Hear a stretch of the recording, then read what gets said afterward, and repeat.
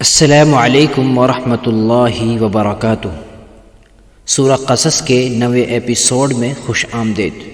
بسم اللہ الرحمن الرحیم۔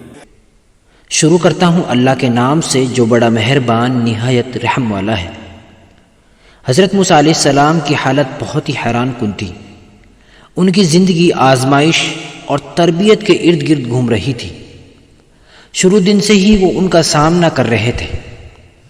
بچپن میں انہیں اپنی حقیقت چھپا کر رکھنی پڑی۔ حضرت موسیٰ علیہ السلام نے ملک کے دشمن، ظالم اور متکبر قوم پرست بادشاہ کے محل کی حرکات و سکنات کو دیکھتے ہوئے پرورش پائی تھی۔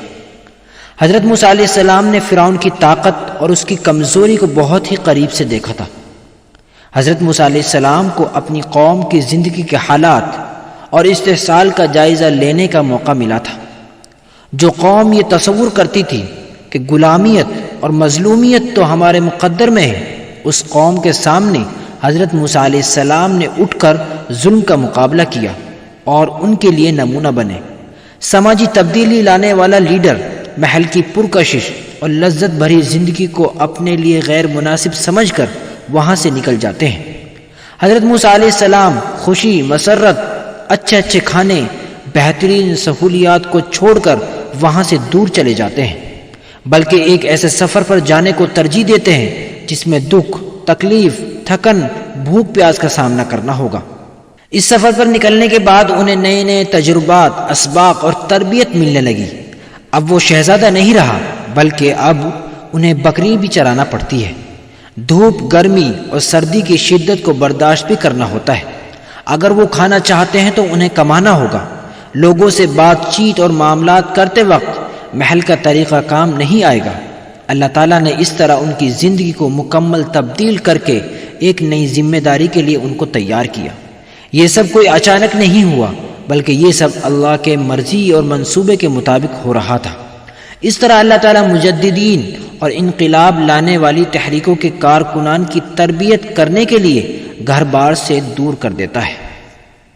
حضرت موسیٰ علیہ السلام نے مدت پوری کر لی اور اپنے گھر والوں کو لے کر چلے تو کوہ طور کی طرف آگ دیکھی۔ اپنی بیوی سے کہنے لگے، ٹھہرو، میں نے آگ دیکھی ہے، بہت ممکن ہے کہ میں وہاں سے کوئی خبر لاؤں یا آگ کا کوئی انگارہ لاؤں تاکہ تم گرمی حاصل کر سکو۔ جب حضرت شعیب علیہ السلام سے کیا ہوا وعدہ پورا کر دیا تو آپ گھر کی طرف لوٹنے لگے جہاں انہوں نے 10 سال گزارے۔ ایسے ایک ماحول اور سماج کو الوداع کہنے کا وقت آ چکا ہے۔ حضرت شعیب علیہ السلام، جس نے حضرت موسیٰ علیہ السلام کو پیار و محبت، تربیت اور زندگی گزارنے کا سبق دیا تھا، اب ان کو بھی الوداع کہنے کا وقت قریب آ چکا ہے۔ حضرت موسیٰ علیہ السلام کے اس وقت کیسے جذبات تھے، اس پر قرآن خاموش ہے۔ حضرت موسیٰ علیہ السلام اپنی بیوی کے ساتھ گھر سے نکلے۔